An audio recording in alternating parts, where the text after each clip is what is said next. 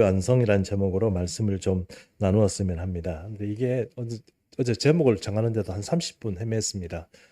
뭐라고 정해야 될지 이렇게 정했다가 저렇게 정했다가 이렇게 정해서 사랑은 율법의 완성이다 이렇게 말씀을 드리려고 하는데, 사실 오늘의 우리가 나누려고 하는 이야기는 이 율법의 완성이라는 그런 어떤 측면이라기보다는 뭐라고 할까, 이게 말을 그렇게 마음에 쏙 들게 제목을 뽑아내지는 못했는 것 같습니다. 그러나 오늘 우리가 하나님의 사랑이라는 측면에서 오늘 우리의 삶들을 좀 돌아보면, 여러분, 우리가 어떻게 살아야 될지 하는 어떤 그런 은혜가 있지 않겠나 싶습니다.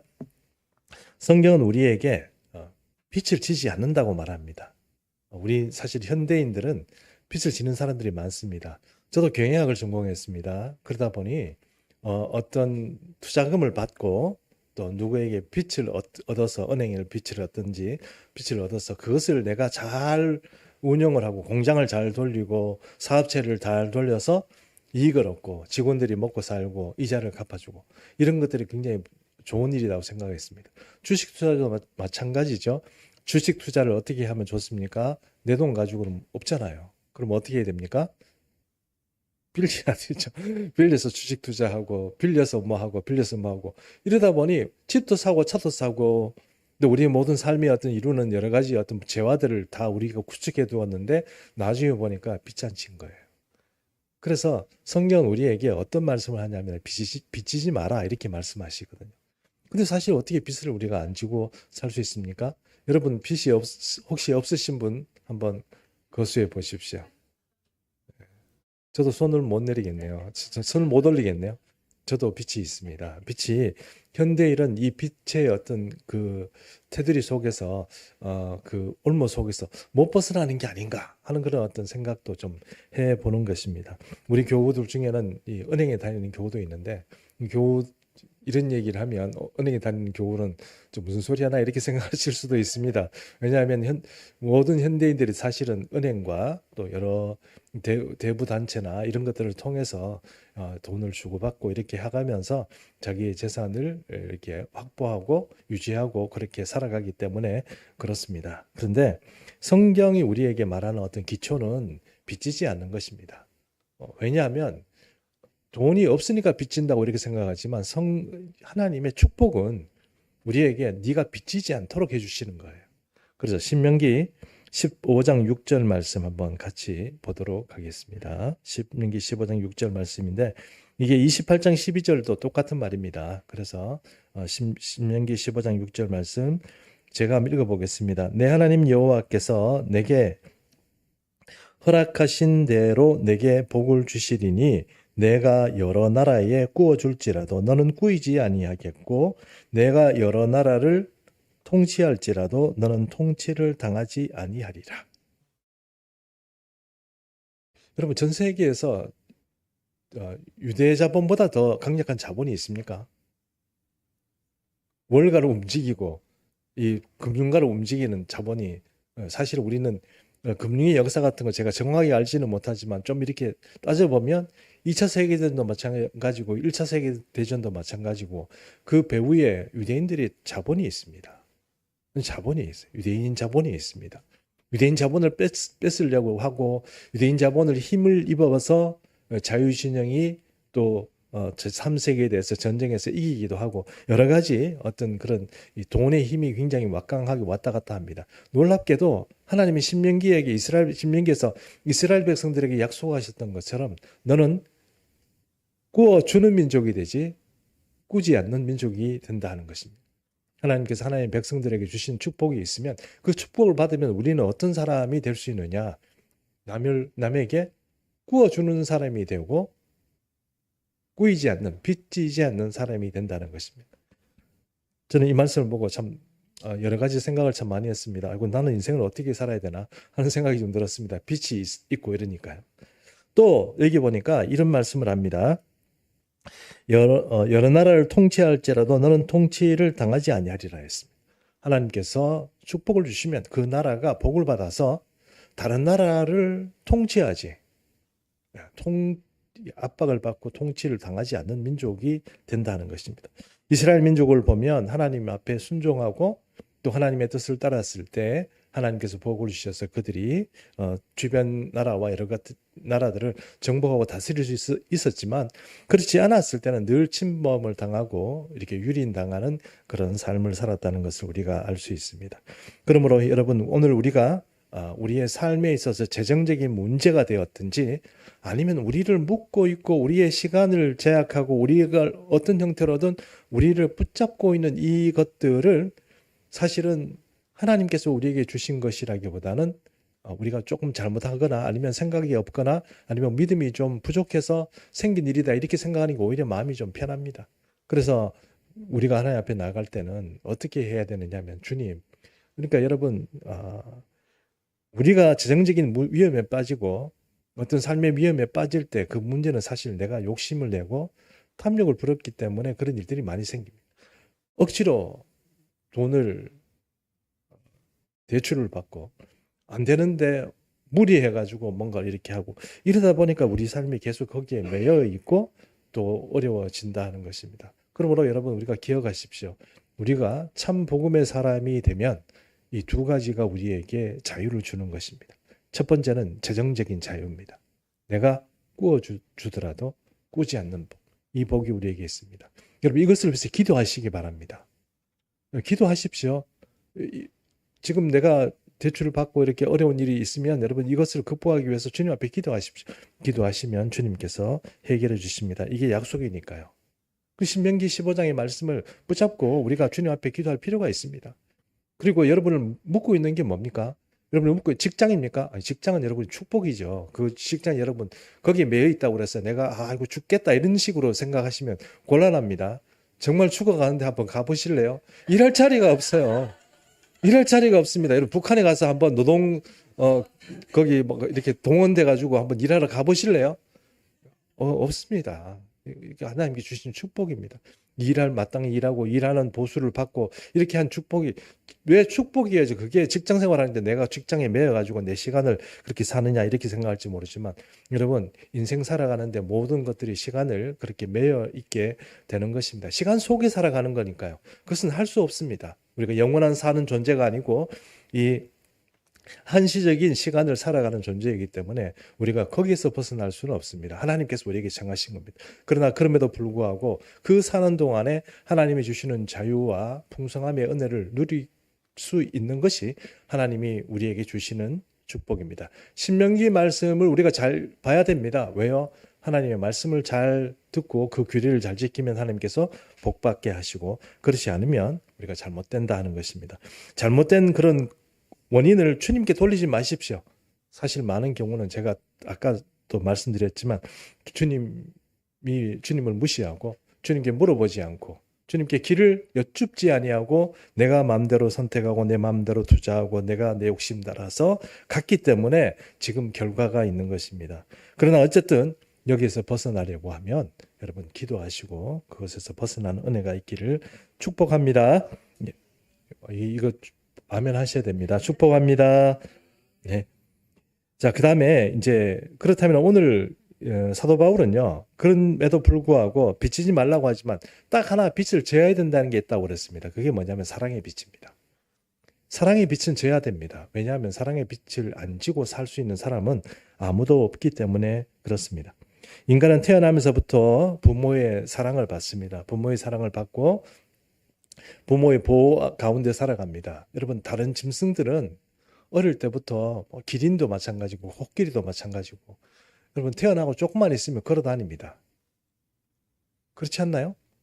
걸어 다닙니다. 막 걸어 다니고 말도 마찬가지고 그런데 사람은요 못 걸어 다닙니다. 상당히 한 1년 이상은 못 걸어 다니고 그 사람 하나가 한 돌쯤 돼 가지고 일어나 가지고 막 이러면 부모들이 미치듯이 좋아합니다. 그 왜 그렇습니까? 사람은요 사랑받지 않고는 도저히 이 세상에 존속할 수가 없습니다. 여러분 우리 중에는 가난한 기는 없잖아요. 다 성인이 돼 있잖아요. 이 성인이 돼서 지금 이 자리에 앉아 있는 게 불행입니까? 내가 축복 못 받았습니까? 나 사랑 못 받았습니까? 아닙니다. 사랑이 못 받았으면 이 자리에 있을 수가 없죠. 어떤 사람은요 어릴 때 이렇게 그 태어나면서부터 부모로부터 버림받은 사람도 있습니다. 부모로부터 유기되는 사람이 있죠. 그런 사람조차 인생을 살아오면서 성인이 되고 어떤 사회적인 역할을 감당하는 그 나이가 되면 그것은 누가 그 사람을 사랑해주고 돌보아 주었기 때문에 그까지 오는 것입니다. 아니면 사람은 결단코 사랑을 받지 않고는 자랄 수 없는 존재다 하는 것입니다. 사랑을 어떤 형태로도 받고 그리고 그 사랑 안에 그 삶에 그 사랑을 채워두고 내 마음에 그 사랑을 간직하고 있을 때 나는 다른 사람에게 이 사랑을 해줄 수 있는 사람이 됩니다. 사랑을 받지 못한 사람은 남을 사랑할 줄을 몰라요. 나밖에 모릅니다. 그냥 짐승 같은 그런 어떤 그 사고방식과 그 사조의 그 한계에 매여가지고 늘 삶의 태도도 그렇고 인생을 살아가는데 저 사람 왜 저래? 이렇게 손가락질만 하는 그런 어떤 자기밖에 모르는 사람으로 그렇게 성장하게 되는 것입니다. 그러므로 사랑은 사람에게 생존에도 필요하고 또한 그 사람이 살아가는 삶의 태도에도 사랑은 매우 중요한 어떤 요소다 이렇게 말할 수 있습니다.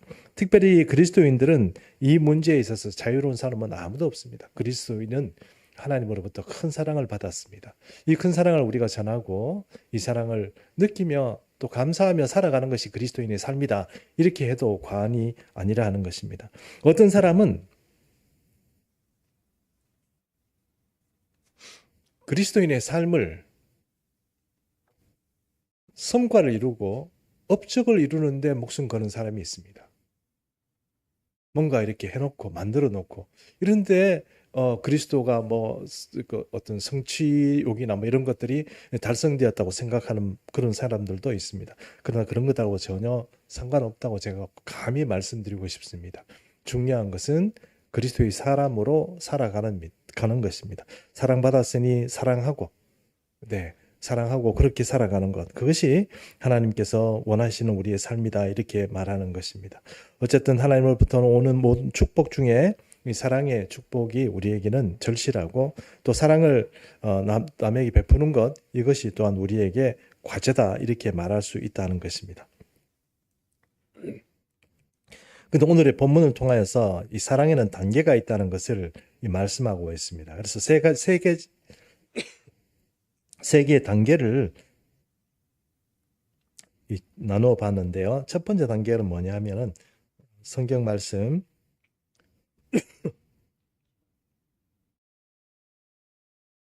로마서 로마서 13장 10절입니다. 13장 10절입니다. 같이 읽을까요? 시작. 사랑은 이웃에게 악을 행하지 아니하나니 그러므로 사랑은 율법의 완성이니라. 사랑의 1단계, 사랑의 가장 1단계, 초보적인 사랑, 그리고 가장 기초적인 사랑 중에 가장 낮은 단계의 사랑은 무엇이냐면 이웃에게 악을 행하지 않는 것입니다. 이웃에게 악을 행하지 않는 것. 이게 사랑의 첫 번째 단계입니다. 1번 단계죠. 그래서 성경은 또 뭐라고 얘기하고 있습니까? 그러므로 사랑은 율법의 완성이라 말하고 있습니다. 율법의 완성까지 하려면 또 많이 가야 되겠지만 사랑은 그래서 이웃에게 악을 행하지 않는 것이다 이렇게 말씀하고 있습니다. 여러분 율법에 대해서 잠깐 말씀을 해볼까요? 갈라디아서 3장 19절 전반절에 이렇게 말합니다. 그런즉 율법은 무엇이냐? 범법하였으므로 더하여진 것이라 이랬습니다. 이거 금요 심야 기도회 때 우리가 나누었는 건데요.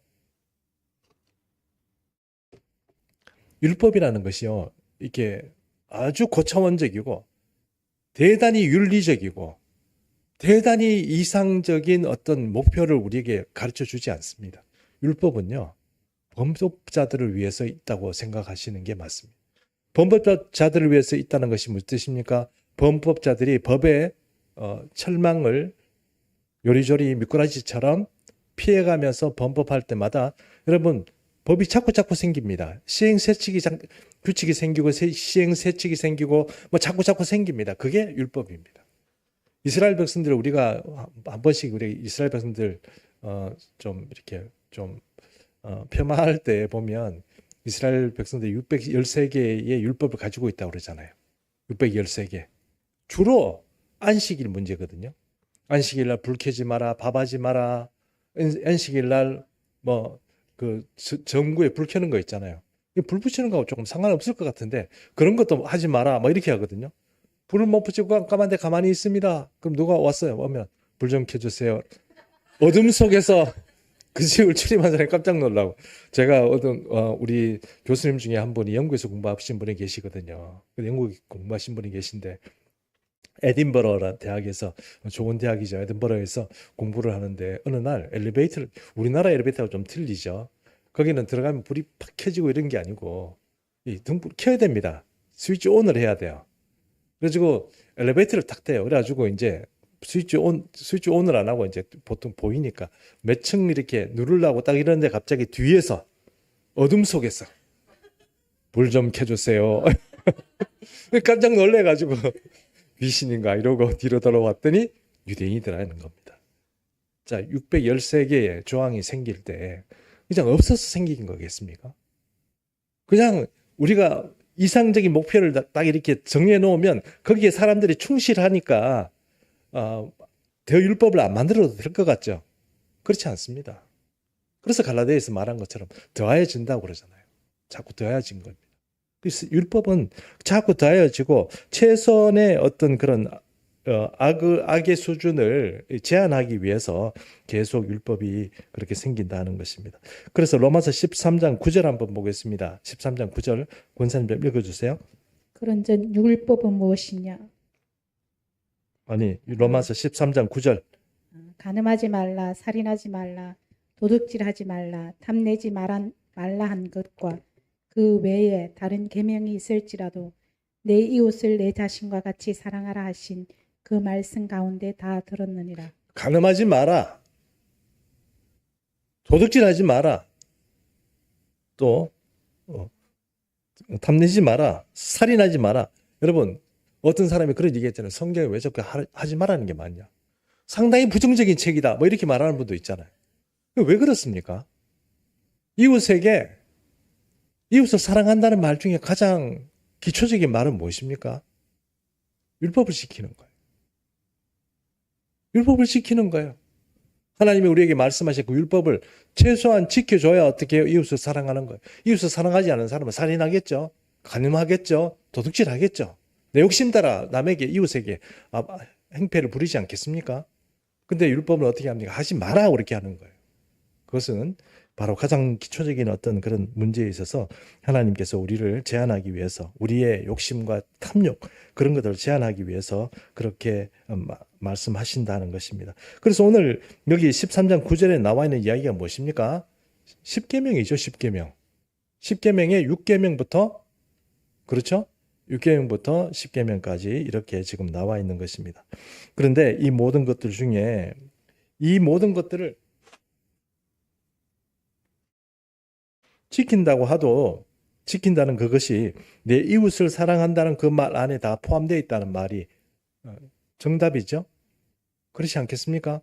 그러니까 내 이웃을 사랑한다 이 말 자체는 율법을 잘 지킨다는 말이기도 하고 또한 그것은 내가 최소한 내 사랑을 남들에게 베풀고 살아간다 하는 의미가 되는 것입니다. 그러면 여러분 율법을 범하는 것을 율법이라는 것을 여러분 뭐 나쁘게만 생각하지 말고 또 그것을 이렇게 어겨야 뭐 맛이다 이렇게 생각하지 말고 그냥 예, 그 율법 안에 사는 게 이웃을 사랑하는 거다 이렇게 생각하시고 종교적으로 지킨다 이렇게 생각하지 마시고 사랑함으로 지킨다 이렇게 생각하면 주님께서 하나님께서 모세에게 율법으로 백성들을 통치하도록 해주신 그 이유가 여기에 나와 있는 것입니다. 두 번째는 역지사지입니다. 역지사지인데 이것은 오늘의 본문에서 말하지는 않지만 성경 전반적으로 우리에게 가르쳐주는 그런 말입니다. 역지사지가 뭔지는 아시죠?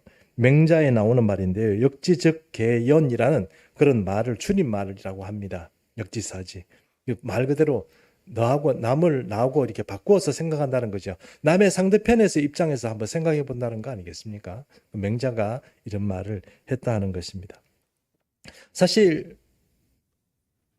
율법으로 이 사람의 어떤 문제를 제한하는 것 이것은 가장 낮은 수준의 단계라고 말씀할 수 있습니다. 사랑의 단계라고 말할 수 있습니다. 우리는 그보다는 좀 더 사랑해야 되잖아요. 그렇지 않아요? 그보다는 좀 더 사랑해야죠. 살인하지 마라. 우리가 혹시 살인하고 싶은 그런 사람 없잖아요. 우리 중에 그런 사람은 없잖아요. 뭐 그거보다는 좀 우리가 더 그래도 조금 더 마음이 그래야 되는 사람 아닙니까? 그런데 그런 사랑은 어떻게 하느냐 하면 바로 멱지사지로 한다는 거죠. 남의 입장에 대해서 마음이 동하는 것이죠. 가난한 사람, 안 된 사람, 그리고 불쌍한 사람, 실패한 사람, 질병에 걸린 사람, 이런 사람들에 대해서 우리 마음이 동하고 그들에게 거꾸로 좀 저래서 저 사람이 참 어렵겠구나. 이렇게 생각해 보는 거 있잖아요. 그렇게 생각해 보는 겁니다. 여러분, 부탁인데, 여러분 교회를 생각할 때마다 저를 좀 불쌍히 여겨 주십시오. 우리가 이런 말도 하지 않습니까? 남이 하면 불륜이고 내가 하면 로맨스다. 그렇죠? 나는 나 자신에 대해서 변명거리가 많아요. 이것 때문에 안 됐다. 저것 때문에 안 됐다. 나의 모든 실패의 원인, 안 되는 원인을 자꾸 너 때문에 그렇다. 뭐 부모님들이 어때서 그렇다. 뭐 우리 자식이 어때서 그렇다. 자꾸 남 핑계 대는데 제가 생각하는 성경이 우리에게 가르쳐 주시는 것은 남 핑계 필요 없고 네 믿음이 문제다. 이렇게 우리에게 지적하는 거죠. 믿음이 있으면 문제를 해결할 수 있는데 우리 애가 뭘 안 해서 그렇다. 우리 남편이 뭘 안 해줘서 그렇다.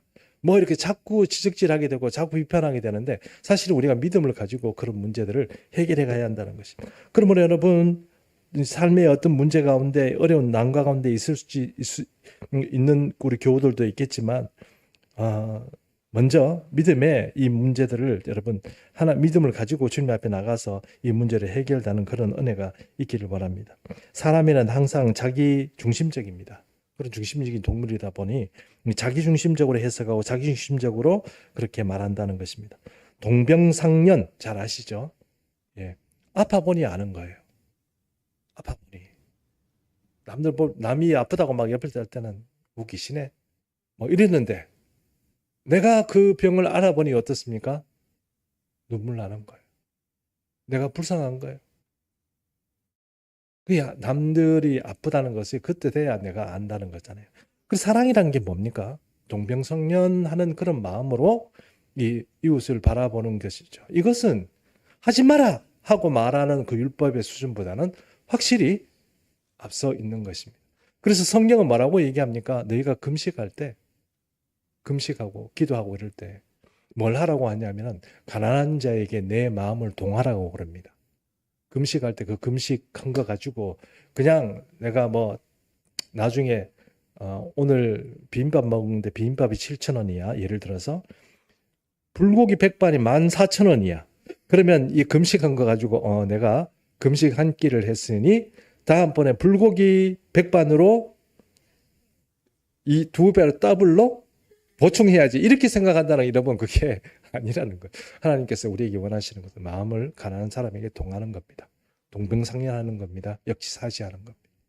이게 성경에서 우리에게 또한 가르치시는 것입니다. 가난한 사람을 두고 불쌍한 사람을 다 놓고 네가 가만히 잘 먹고 잘 살고 나는 윤택하게 사는 거 그게 믿음이냐 이렇게 말하고 그게 사랑이냐 이렇게 말하면 여러분 우리가 주님 앞에 회개 많이 해야 한다는 것입니다. 이게 두 번째 성경이 우리에게 가르치는 사랑이다 이렇게 말할 수 있다는 것입니다. 세 번째 단계는 이게 좀 어려운 단계인데요. 어떤 단계냐면 사랑을 빛으로 인식하는 거예요. 우리가 사랑의 빛을 많이 얻었잖아요. 그 사랑의 빛으로 인식하는 거예요. 성경 말씀 13장 8절 같이 한번 읽습니다. 시작. 피차 사랑의 빛 외에는 아무에게든지 아무 웃도 치지 말라. 남을 사랑하는 자는 율법을 다 이루었느니라. 여러분 어떤 사람이 자기가 정말 죽을 어떤 그 위치에 있다가 정말 어떤 사람이 희생으로 그 사람이 구제를 받았다면 그 사람이 생각하는 삶과 또 어떤 내가 이 사람도 살아가면서 어려운 일들이 닥칠 때마다 혹은 내가 인생을 살아가면서 나처럼 비슷하게 이렇게 어려움을 겪는 사람을 볼 때마다 어떤 마음이 들까요? 갖고 싶지 않을까요? 내가 남에게 도움이 되고 싶은 삶을 살고 싶지 않을까요? 사도 바울은요. 여러분 사도 바울 잘 아시잖아요. 사도 바울이 어떤 얘기를 하냐면 나는 복음에 빚진 사람이다 이렇게 말했습니다. 나는 복음에 빚진 자다 이랬습니다. 이 말 자체를 여러분 어떻게 이해하시는지 모르겠는데 성경적으로 보면 스데반을 잡아서 돌로 치고 그를 죽일 때 이 사도 바울이 바로 가장 책임이 있는 사람으로서 사람들 앞에 섰던 사람입니다.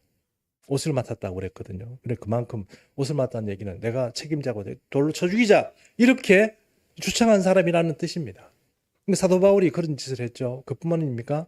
사도 바울이 온갖 그 예수님 잘 믿는 사람들 다 붙잡아가지고 옥에 집어넣고 그것도 예루살렘에 있는 사람들 다 집어넣고 부족해가지고 다메섹까지 올라가서 사람들 끌어와서 옥에 집어넣으려고 시도했던 사람이 누굽니까? 사도 바울 아닙니까? 그 사람이 다메섹 도상에서 예수님 만나가려 하니까 어떻게 됐습니까? 세상에 내가 죽이고 내가 가두었던 그 사람들한테 내가 큰 빚을 진 거예요. 그러니 사도 바울이 죽기 살기로 선교를 할 수밖에 없지 않을까요? 사도 바울의 삶의 어떤 목표 이런 것들이 뭐겠습니까? 복음에 빚졌던 거 그것을 내가 갚으려고 살아가는 거 아니겠어요? 그래서 여러분 우리가 빚진 사람으로 인식하는 거 그거 참 중요합니다. 내가 무슨 빚을 졌다고 그래? 뭐 이렇게 생각할지 모르겠지만 여러분 우리는 참 주님께 큰 빚을 지고 있습니다. 참 재미있는 이야기 여러분 하나 우리가 좀 그 한번 마태복음에서 한번 나오는 말씀인데 한번 보도록 하겠습니다. 마태복음 18장 23절 권사님 좀 읽어주세요. 그러므로 천국은 그 종들과 결산하려 하던 어떤 인공과 같으니. 그렇게밖에 안 나옵니까? 24절을 제가 읽겠습니다. 결산할 때에 한 달란트, 10,000달란트 빚진 자를 하나를 데려왔다고 그랬습니다. 10,000달란트를 빚진 사람을 결산을 하는데 임금이 데려왔습니다. 데려왔는데 10,000달란트가 얼마쯤 되냐 하면요. 이걸 계산해보고 참 은혜를 받았는데 한번 제가 계산해 보겠습니다. 10,000달란트는 6,000데나리온입니다. 그러니까 한 사람이 하루 종일 일해가지고 받는 일당이 얼마냐면은 1데나리온이에요. 그럼 6,000데나리온은 얼마나 됩니까? 계산을 이렇게 하시면 됩니다. 유대력으로 우리는 365일로 삼지만 1년을 유대인들은 360일로 담거든요. 5일은 뭐 어디로 어떻게 하는지 그 나중에 이렇게 뭐 하면서 처리를 합니다. 어쨌든 360일입니다. 360일인데 이 360일을 거기에서 360일 중에 안식일이 있을 거 아닙니까? 안식일 일 안 하잖아요. 그럼 빼기 50일 정도 하고 맞죠? 그럼 310일쯤 되죠. 310을 가지고 6,000데나리온을 계산을 해봤습니다. 그럼 몇 년 나올 거 아닙니까? 몇 년 일당이 나올 거 아니에요. 몇 년 나오냐면 19.35년 나옵니다. 19.35년. 이게 한 20년 좀 되죠. 맞죠? 한 20년쯤 됩니다. 그러니까 20년쯤 되는 연봉이 6,000데나리온이고 그것을 또 다른 말로 하면 한 달란트 이렇게 말하는 거예요. 이해하셨죠? 20년 일당을 한 달란트라고 얘기한다. 이렇게 생각하시면 되는 거죠. 여러분, 그러면 여러분 우리가 지금 우리는 100세 시대에 이렇게 살아가지만 뭐 90, 100, 90세, 80세 이렇게 돼도 수입이 계속 있습니까? 그렇진 않죠. 그리고 또 옛날 사람들은 수명이 좀 짧잖아요. 그러다 보니까 그 사람들이 일할 수 있는 기간이 20년입니다. 이해하시죠? 20년이에요, 20년. 20년 하고 나머지 이제 뒤로 이제 옛날에 저는 할아버지였어요. 옛날 나이로 따지면. 왜 그렇거든요. 이게 지금 한 20년 정도 일한다고 생각하시면 돼요. 그러면 한 달란트라는 것은 한 사람이 평생 동안 자기가 일해서 버는 돈이라 이렇게 말할 수 있습니다.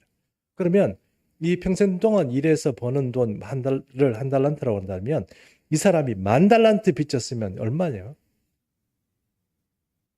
그리고 1년이 그러니까 20년 우리가 빚진 거잖아요. 한 달란트 빚졌다 그러면 그럼 1만 달란트면 얼마예요?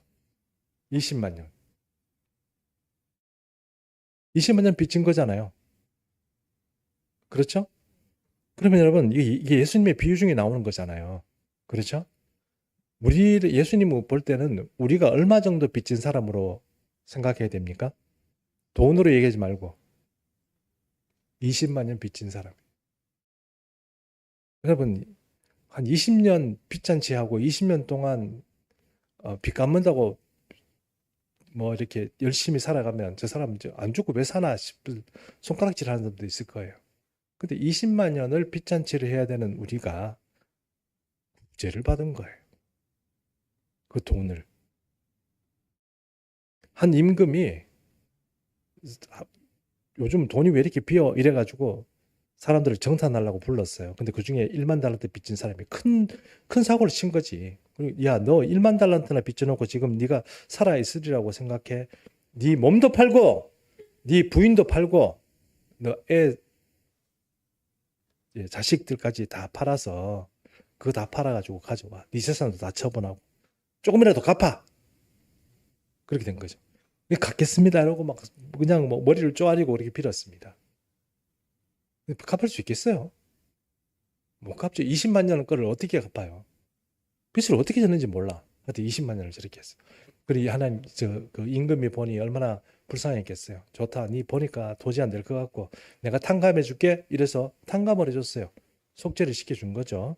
근데 이 사람이 나가면서 300데나리온이니까 300데나리온이 아까 일당이라고 그랬잖아요. 300데나리온이면 몇 달치 월급쯤 됩니까? 300데나리온? 세 달치 아닙니까? 세 달에서 네 달 정도 300이니까 세 달치 아닙니까? 한 데나리온이 한 달이니까 300데나리온이면 1년치네요. 죄송합니다. 1년치 정도 되네요. 제가 착각을 했습니다. 1년치 정도 되는 돈이면 우리 연봉으로 만약에 그 대강 얘기를 하면 어떤 사람은 좀 연봉이 좀 센 사람도 있겠지만 제 연봉으로 보면 한 1억쯤 되죠. 예.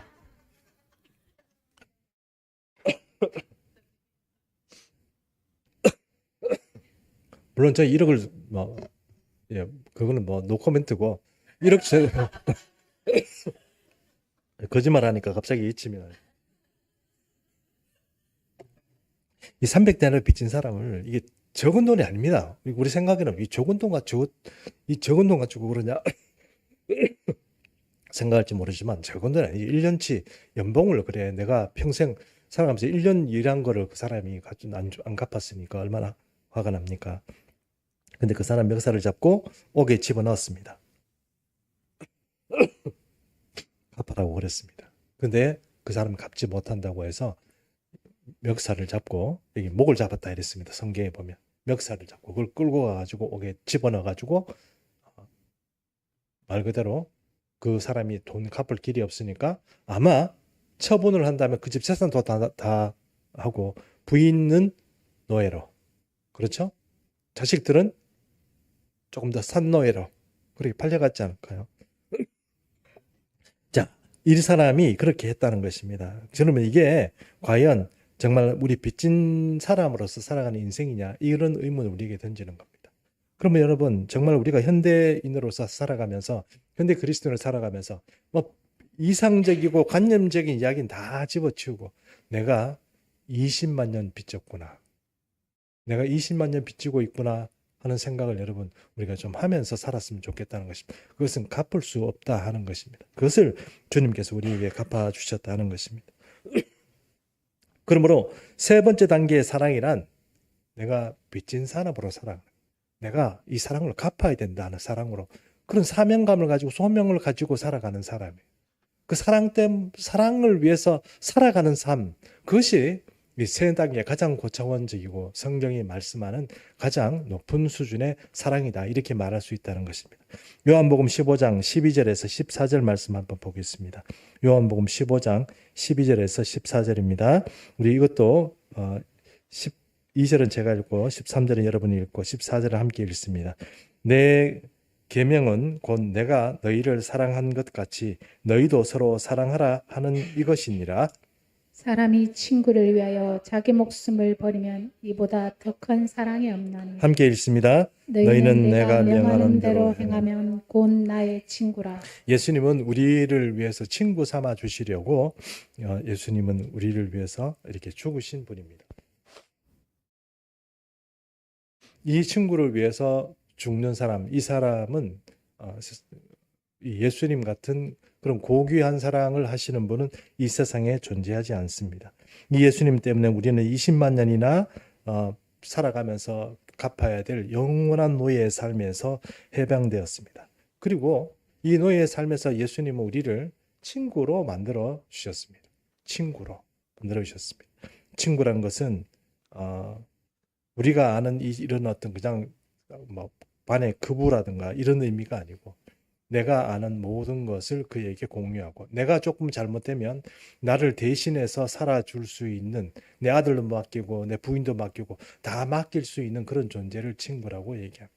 예수님 우리를 친구로 삼아줬습니다. 그런데 우리가 배은망덕하고 은혜를 잊어버리고 산다면 그것은 여러분 우리가 조금 잘못된 그런 삶을 사는 게 아닌가 하는 것입니다. 예수님 우리를 친구로 삼으시고 우리의 모든 빚을 갚아주셨습니다. 우리도 그런 의미에서 예수님의 사랑의 빚을 그렇게 많이 받았으면 우리도 남을 위해서 많은 빚진 자로서 살아가고 또 그 빚을 갚기 위해서 살아가는 우리 삶의 의미 자체를 빚 갚는데 예수님의 사랑의 빚을 갚는데 우리가 헌신한다면 여러분 우리는 사도 바울과 같은 그런 위대한 성인의 반열에 오르지 않을까 생각합니다. 여러분 오늘 이 사랑의 말씀들을 잘 기억하시고 빚진 자 거기에 우리의 삶의 존재의 이유와 목적 이런 것들을 다 맞춰보고 조명해 볼 수 있는 그런 은혜 있기를 축복합니다.